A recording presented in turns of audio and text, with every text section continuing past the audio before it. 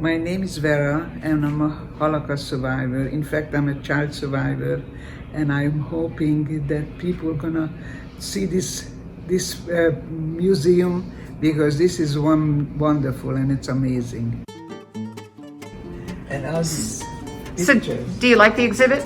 I love it. Yeah? I'm actually awed because I didn't expect anything like that. This is too much. This is big. I didn't expect.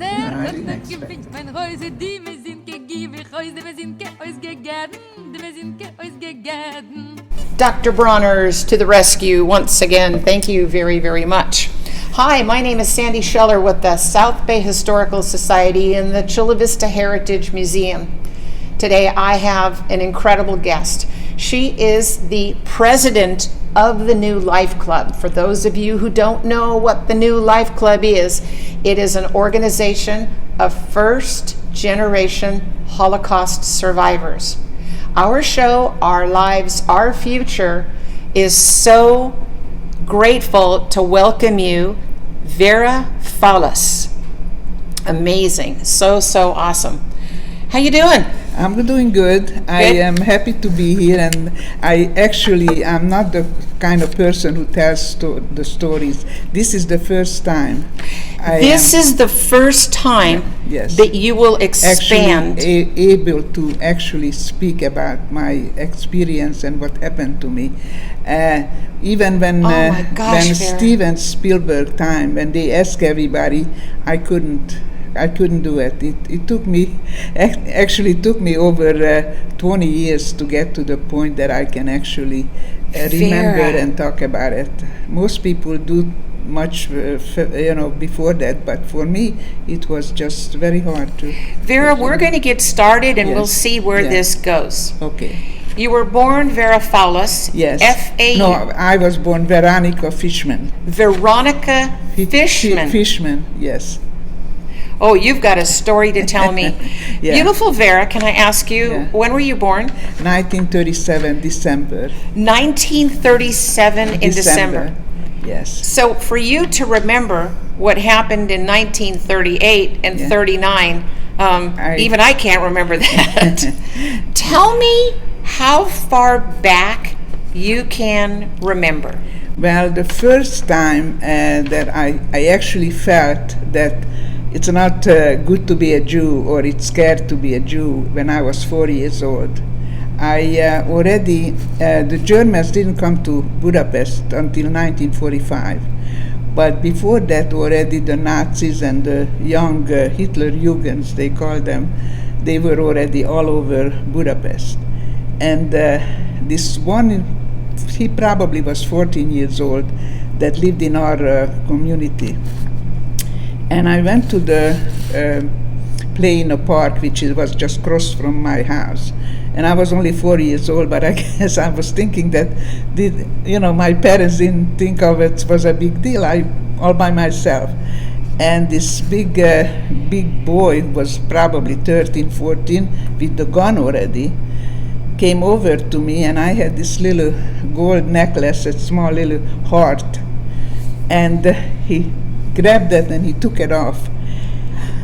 That was the first time, that was my first experience. And I ran home and I told my mother, and she said to me, we can't do anything about it. Just don't say anything.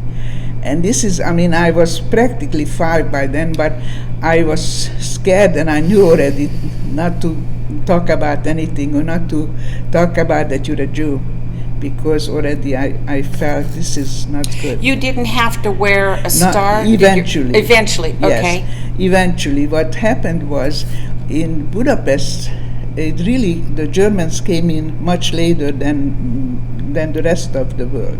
In Budapest, 1945, they came in. And but within 6 months, they killed half of the Jewish population, which we had about 100,000, and half of them were killed. And most of them were killed in a rural area. Mm-hmm. And what happened was, my mother, we had a very nice life before, actually. The Hungarian Jews, they didn't think they were They thought they were Hungarians first and then Jews.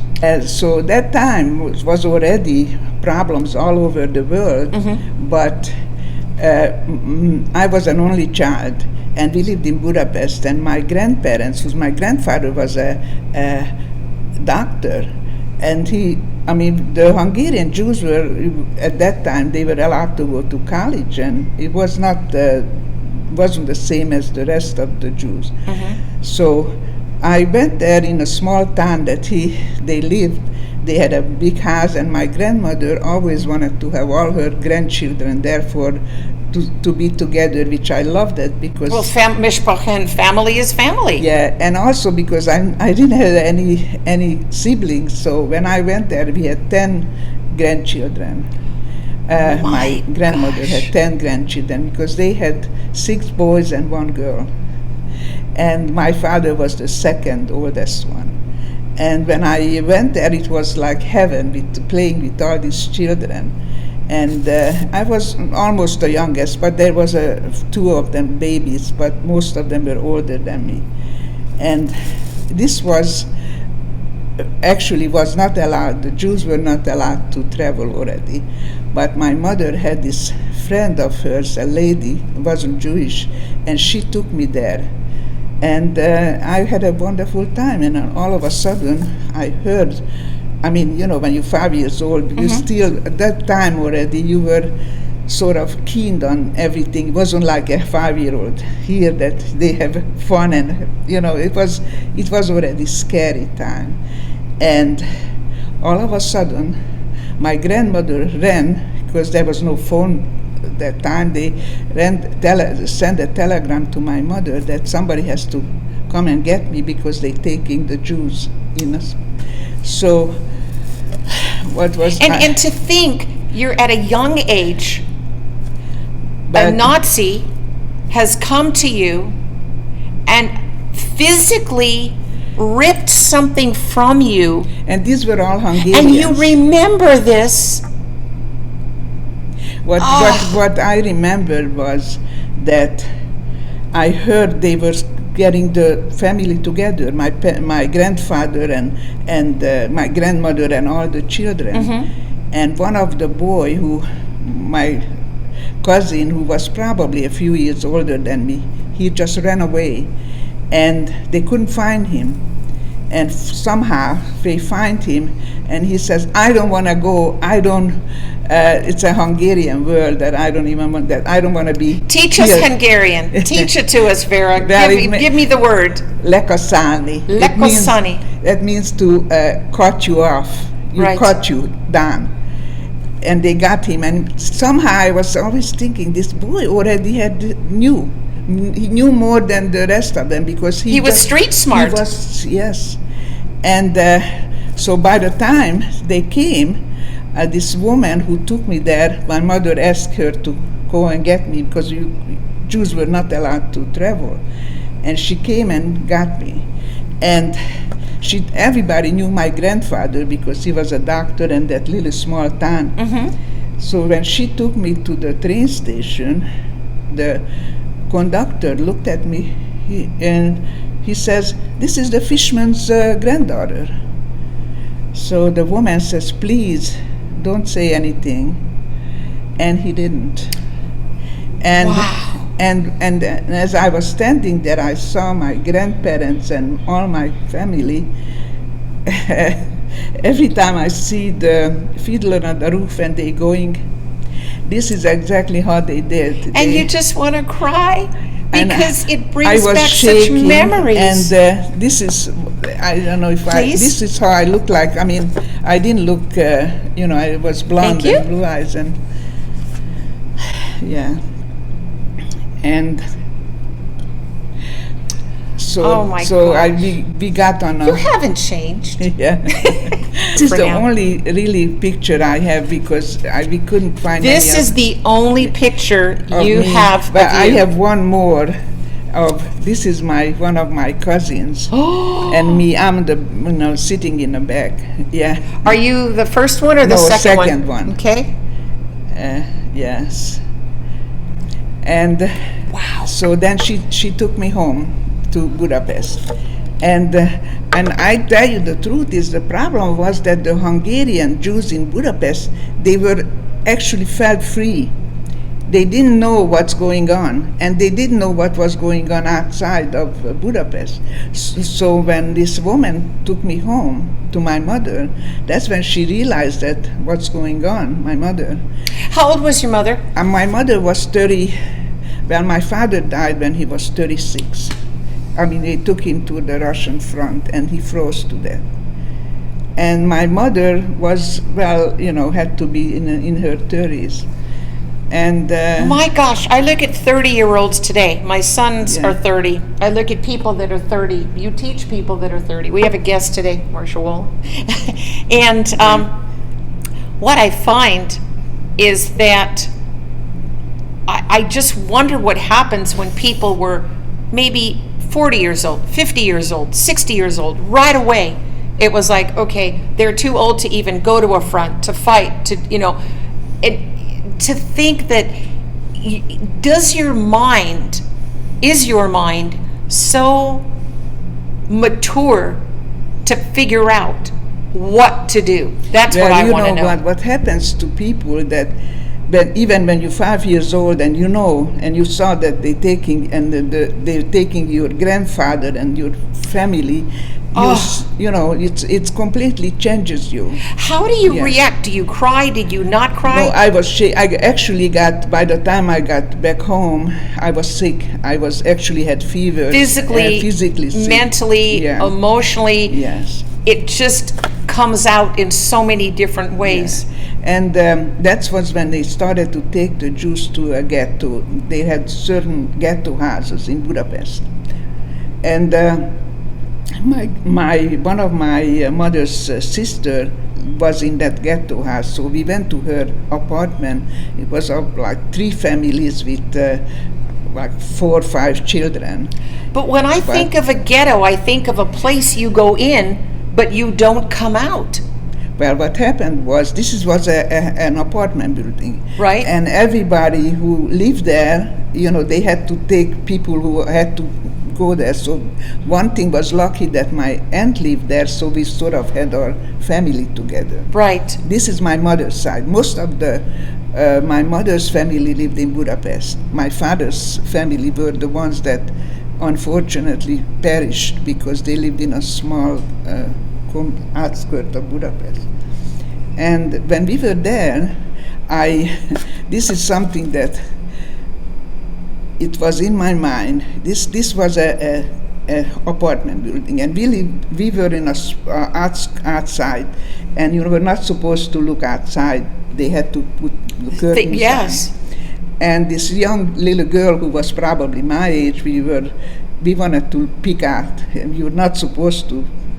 So 5 years old, we picked out. And it was a school across from us.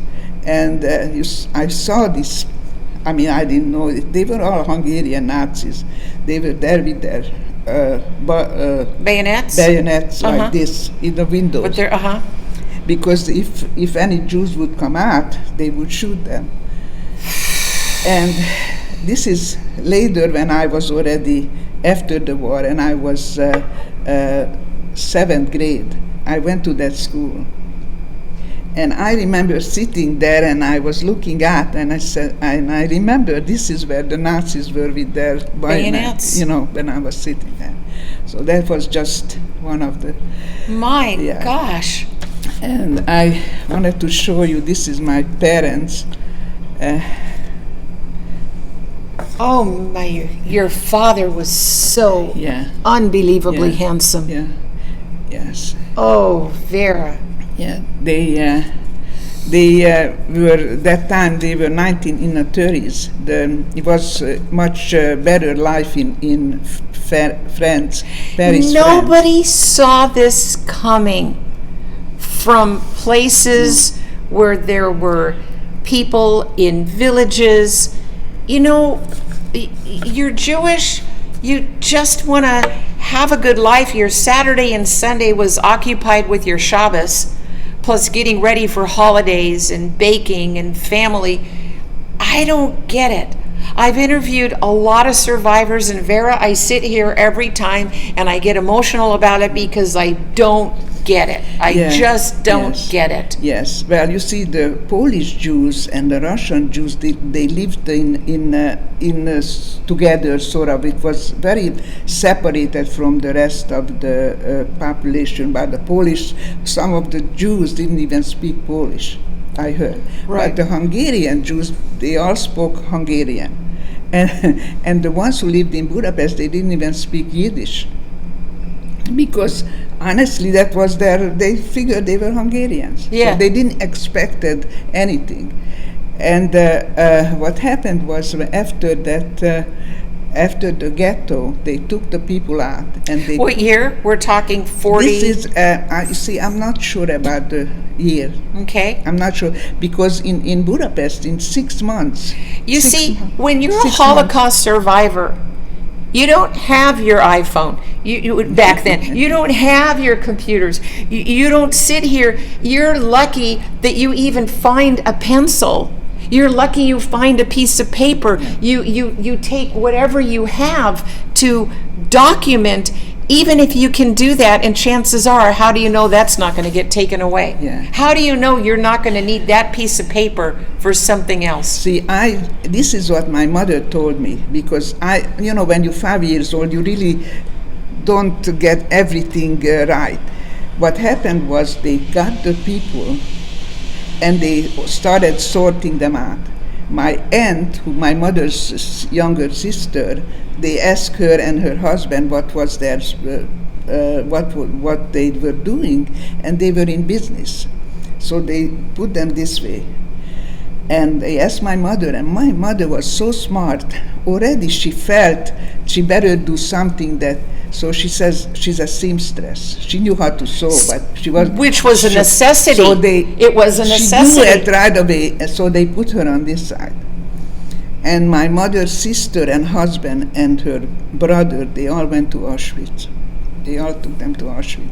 And my mother stayed there, and she had to work in a factory. And she was already saw that this is getting to be, we had to wear the Star of David. And so when this happened, my mother saw that this is really getting very bad. That's when she realized that, it took them that long. And she found a place for me, because she knew that it's not gonna take me, because she was working and I was by myself with a 2-year-old cousin. My aunt, who they took her to Auschwitz, had a 2-year-old little boy. So I was taking care of a 2-year-old kid, myself. 5 years old, 6 years old, taking care of a 2-year-old. Yes, and then my mother saw this is not gonna be good. So right away she found a Red Cross for my little 2-year-old cousin. And me, after a while, she saw that even for me, because she was afraid I'm gonna say something bad. All you have to do is just take off from your coat, take your the star, and that would be enough. So she heard about this school in Hungary. Budapest is Buda and Pest, and Buda is a higher, Pest is a flat. Buda had all these high-class people live there, and also schools, and she found out that she could put me in one of these schools. Wow. And as a Christian, and then I'm going to be saved. So she took me there, and first of all, she didn't tell me that I'm not supposed to say that I'm Jewish. She was afraid to say anything, because then she figured a 5-year-old gonna say something, so she never told me anything. Right. And she put me there. It was a beautiful place, up in like a castle. Mm-hmm. And they're beautiful. Beautiful. They're beautiful. So, yes. And all the people, later I find out that the people, the teachers and the head of the place, they knew that we were Jewish. And there was 10 Jewish kids there, and the rest of them were Christians. 2 days later, they find out somebody told them there is Jewish kids there. and they got them off. Now, I don't know how they already, from the names, I guess they didn't check the names. 2 days later, and they got us, 10 of us, like this, had to stand up. I was the youngest one. And they asked me first, "Are you Jewish?" I said, "Yes."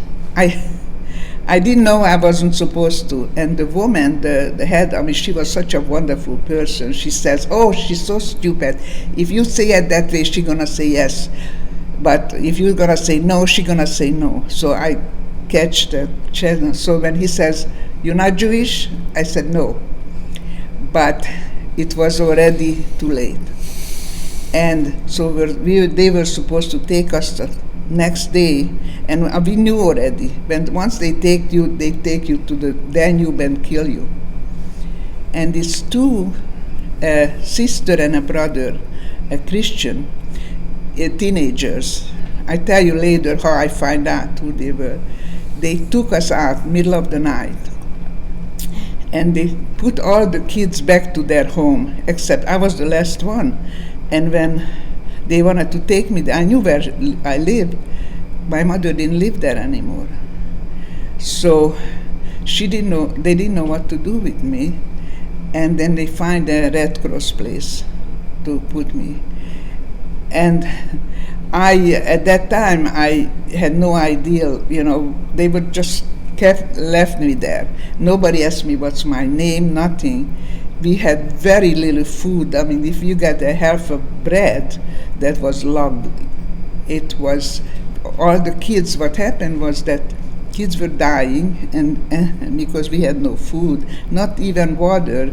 What happened, I remember going out to the snow and eating the snow. And we had no shoes, no warm clothes.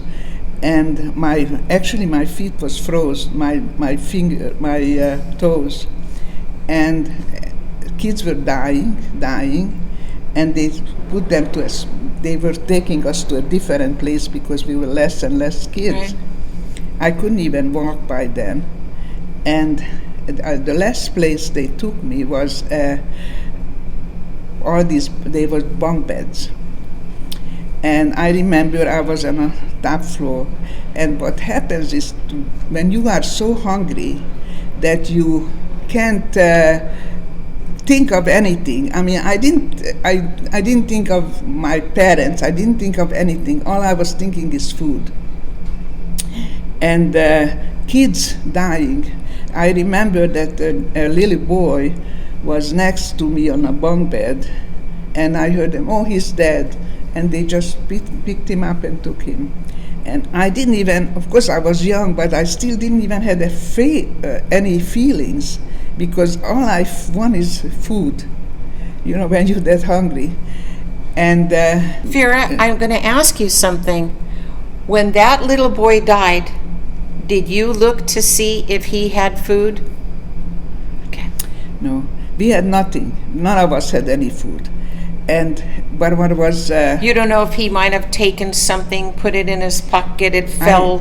it was funny that we were so we didn't talk to each other, like kids, nothing. We were just sitting there.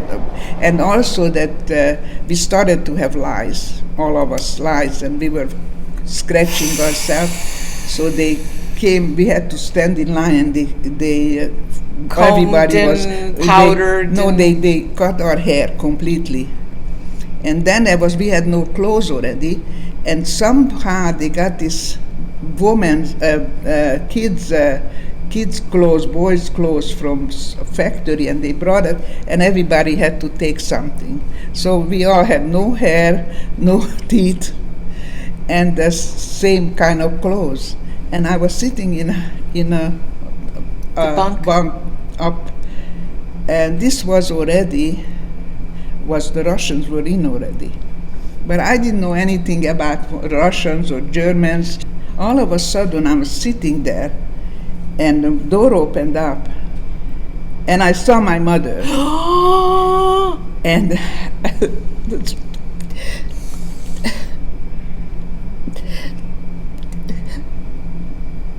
excuse me. And the woman says, this is Fishman Vera. And my mother looked at me and he says, oh, that poor little boy, I'm looking for a girl. She didn't recognize me.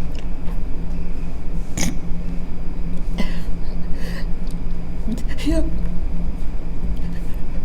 But you recognized her. And I was screaming because I thought she was going to leave me. And I said, I'm a girl and my name is Veronica Fishman and you're my mother.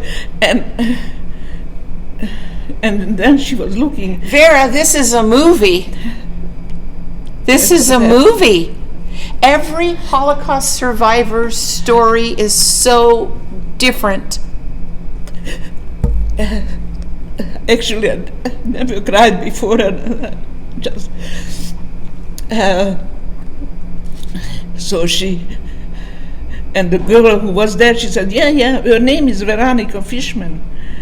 And my mother actually wasn't sure. And she picked me up, and I was already by then 6 years old, but she said it was like nothing. And Budapest is very big. And this place was in one side of Budapest, and my mother lived with her brother. That 1 second, Yeah. had your mother said, no, that's not my child. Yeah. But your mother said, I'm looking for a girl. Yeah, she thought I was a boy because I had no hair. I mean, you saw that I had blonde, curly Of course. hair, and then I was this thin. And when she was taking me, she still wasn't sure. And she asked me all kinds of questions, like, what is your father's name? What is this? And I remember. She still couldn't believe it. She didn't believe it was me. And she was asking me all the questions, and I knew the answers because, I was already 6. I knew my uncles, my cousins, and somehow she started to, but she said that I looked so, it was just not that little. I don't know why she figured me too. I'm going to look like that with the blonde hair and the. You just have to look in the eyes. Yeah. Just look more But in she the said eyes. it was just actually couldn't believe it until she got back to her, because we lived with my uncles, because we had no place to live anymore. The place was bombed down. So when she got me to her brothers and she had 2 other brothers and wife there, and she brought me. And I wanted to tell you how I find where I was. After the war, when she wanted to find me, she didn't know where to look, because she went up to the castle, and I wasn't there anymore. And those days, just like now, when you want to find somebody where there's no newspaper or anything, they had these billboards and they put down the names and who you were looking for. And these 2 brother and sister saw it. I mean, this is incredible, and I never find them. I never knew who they were. Contacted my mother, and they told my mother that they put me into a Red Cross place. So that's why when my mother was looking for me, went to the Red Cross place because of this brother and sister. My Gosh. And also my mother said that later, I probably wouldn't last another week if she wouldn't find me. That's how I look. And so when she took me back to her brother's place, and my aunt had we made a big soup, a whole kettle, big soup, and they gave it to me, and I was naturally eating like there's no tomorrow. And in the kitchen there was a place where, they told me to sleep there because I was already like shaking. Mm-hmm. And they went to the other room and were so happy that they find me. And then I saw that soup, and I went there, and I ate the whole thing, And you have to be so careful, Vera, because if you haven't had soup or have had food for a while, and all of a sudden you give somebody And because honestly, they could drown. Yeah, You have to be so mother careful. didn't realize that, and I'm gonna sneak there and ate the whole thing. I mean, nobody knew. And then I was so sick, I almost died because I'm eating all that. And then I actually, what happened, so I got, started school in Hungary. What year? Are we past 45? 46? This was right after the war, the 45 when the Hungarians only had 6 months. And then the Russians came in. So in 6 months they killed 50,000 Jews. 50,000 Jews? Yeah. Wow. Yes. And so when I was supposed to go to school, it was a Jewish school that my mother sent me. And I didn't want to go because I had no hair and I looked so bad. And my mother sewed me something to wear. And I remember I was crying because I knew I didn't look good. And she took me anyway. And then I looked around, and most of the kids looked like me. All the girls with skinny, and so I started to feel better. And then what happened was later, I must say that my uncle, my father's oldest brother, came back. He had 3 children and a wife, and they all in a concentration camp killed. And eventually my mother married my uncle, my father's brother. And which was wonderful. He was good to me, and then I had a little brother after. And I actually had a nice life after that. What brought you to beautiful San Diego? Well, what happened was that as much as it was the Russians, the communists, they took everything away from you. My father had a little business. He took it away. And as I was growing up, I used to tell everybody, I'm not staying here. I'm going. Most of my mother's family, they went to Australia. I'm gonna go to Sydney. I'm not staying. I knew that as I was, and I graduated from high school, and there was the 1956, there was a Hungarian Revolution. And I was 18 years old, and I told my mother I'm leaving, and she says, okay, we're gonna go after you. And I had an uncle who was gonna go, and another, and I had a boyfriend, and so I was 18 years old, and we escaped to Vienna, Austria. And my boyfriend and I got married. My parents were like, imagine that. He was even a few months younger than me. Uh-huh. We got married in Vienna, Austria. I was just turned 19. And he was wasn't even 19. And we were supposed to go to Sydney, Australia, but he already had a way to be able to come to this country. So we just wanted to get out of Vienna because it was very much anti-Semitism already, to the point that some Hungarians were, the Jews gonna go and they're gonna be rich. They figured that, we had nothing, we didn't speak the language, we had nothing, but they were already thinking that the Jews gonna be rich, and so we wanted to get out of there. So we came to America. We lived it's a sort of a long story, but went to Kansas City. Kansas? Yes. Nice little Jewish girl in Kansas. My gosh. You're not going to believe it. They had a very large population of Jewish. Well, anyway, Kansas City, Missouri, they had the most beautiful synagogue, and they were so nice to us, the Jews, and not just the Jews, actually. People were very nice to us. And there were 2 kids. and then, but I didn't like it, Kansas City. It was just too and people were nice, but It's cold in the winter. oh, you know what? When the snow, you get in. All of a sudden, I went right into the snow, and And it's up to here, of course. So it was really bad, and we had friends who lived in Philadelphia, Okay. and so somehow we had one old car. I don't even know how we got there, but we got in a car, and I was already pregnant with my first daughter, and went to Philadelphia. And that was like heaven.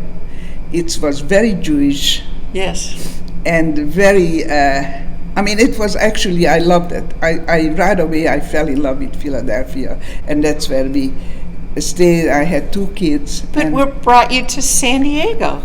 yeah, well, what happened was, since, we got married so young, we actually were married 25 years, and I raised 2 wonderful daughters. Wow.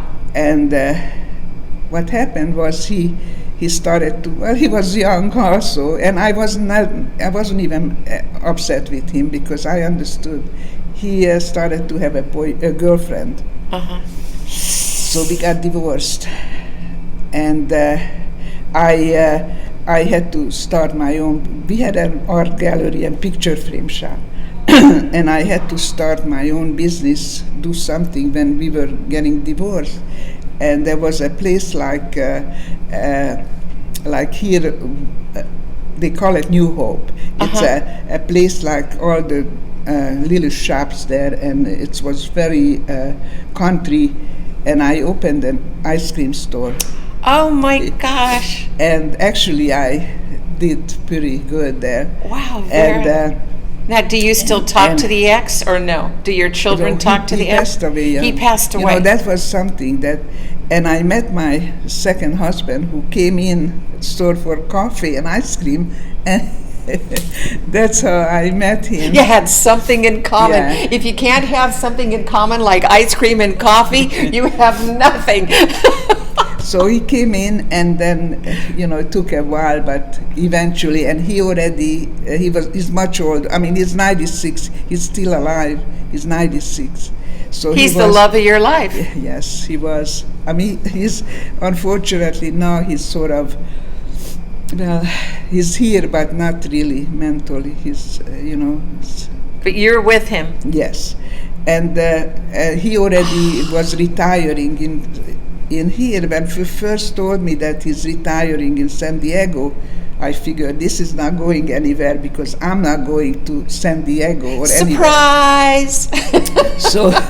So he said, let's just go there for, So I came here, and it was like heaven in a winter. Yeah. What year? This was 30 years ago. You have a new life club, other Holocaust survivors, you've got all these different synagogues, you've got community. And also that we met all these nice women that were playing cards in a park. This is how I met the in first Balboa one. Park? Balboa Park. And I met Ben's wife, Esther. She was the first one. So Ben Midler, just so you know, for those of you watching our show, Ben Midler, Midler, we did also a show with Ben, so I just wanted to put that out there. So when we are done watching Vera's show, you can always watch Ben and other people. Yes, so they were lovely. They were so nice to us, and all of my husband right away. So he says to me, "Those are Jews." When we went to the park, he could tell. Yeah.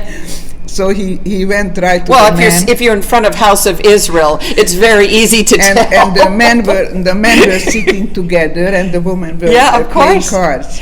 Nice outfits with the hat, the sunglasses, the accents. He went to the people, and we were so nice. He said, "Dan, next week we had to buy chairs to be outside, because we didn't have those kinds." Every Sunday we went there. And then, as this is our Vera, this is probably why I know you, because of my grandparents. Oh yeah. My grandparents were there in the park. My mother and father, every Sunday, it's what That's you did. Where we meet. Do you remember in front of the House of Japan, they used to have a small lake? Before? Yes, yes. Do you remember yes, the lake? Yes. Okay, so one year I Yeah. fell in the lake. Yeah. In front of all the nice Jewish people on Oh a my Sunday. God. Oy, did I embarrass my family. It was not good. Thank God the lake is gone. But there was a little lake right in front. Yeah. Yeah. Yeah. Yeah. And also then they told me about the New Life Club. Mm-hmm. And then we started going, and then my my circle of friends got bigger, and I really liked it here so much. And then, of course, I used to go back and forth a lot at that time to Philadelphia. I'm going to ask you a question. Yes. You have a family. You are how old now? Can I ask? 83. 83. You are so beautiful. Yes. Honestly, you are such a beautiful woman. If somebody said to you now, don't tell him you're not Jewish, what do you say? Oh, there's no such thing. But let me just tell you something about that. I don't know if it's proper to say that, but it really hurt my heart. My grandson, who's a orthopedic surgeon. I mean, I'm really proud of all my grandchildren. Sure. And his wife is also a doctor, and they had this beautiful little girl. And they were looking for a house in Philadelphia. And they wanted to make sure that they're going to be in a Jewish neighborhood. And it really did hurt me that I have to, even my grandson has to worry about being a Jew to be with Jews. It just bothered me that they actually were worried about that to make sure that they're going to be in a Jewish neighborhood. What do you say right now, 83 years old? So, Vera, we're going to go somewhere, but don't tell him you're not Jewish. Do you do that? No. And the other thing is, you are the president of the Holocaust survivors. You are a voice. Not only that, big question, Vera, have you been back? Have you been back to Europe? Have you been back to where the perpetrators are? I went back to Europe. I went to Israel quite a few times because I have one cousin there, and they got, wonderful. Actually, I have 4 cousins now in Israel. But, I love this country, and this is my home. And only, unfortunately, now that with the pandemic, I can't see my children the way I used to. I used to go back and forth all the time. And now, because of the pandemic, and then of course now I'm going to have a problem because my husband is 96. 96. I can't leave him and I can't take him, so I'm going to have I have to find situation. a way to, situation. I have to find somebody, which I am already in a way. And so it's life is wonderful as far as I have 7 great-grandchildren. Great-grandchildren. Oh my gosh. Yes. And they all married Jews. It's really amazing. But I think Philadelphia is really much more, I wouldn't say much more Jewish, but somehow they just get together. More mishpochesh. Yeah. Yes. Even my grandson who went to college and met this girl, a Jewish girl, and got married. Right. So when I go there, I'm just can't believe how lucky I am. What's interesting, So when I look at Judaism, I think of things in different parts. I think of things where people are very religious and the Zion way of doing things. Then I think of people that were like my parents in the concentration camp. And then I look at people that have it as a way of life, what Chabad does, that they embrace the celebrations. Here in Chula Vista, we have something really cool, and we open it up to even other people to learn how to bake challah. One of my favorite holidays, example, is at Passover time, and just going over the 4 sons and knowing that if you can say we, you feel so rich. If you say you do feel that wicked. At least if you're simple, you're going to say, what is all this?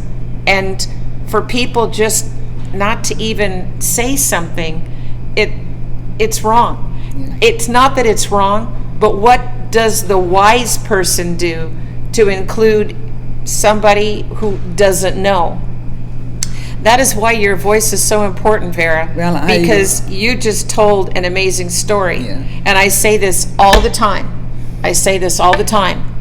You went from a survivor, in my eyes, to a hero because you told your story. Well, I'm glad I did, actually, and thank you very much. I appreciate that you asked me. And it took me a while to get to the point that, yes, I am going to say it. And then when you asked me, I already When decided. I begged you. No, you didn't beg me, but I already got to the point that I said, I have to do it. It's my duty to do it. And I'm glad I did. Yes. I want to hug you.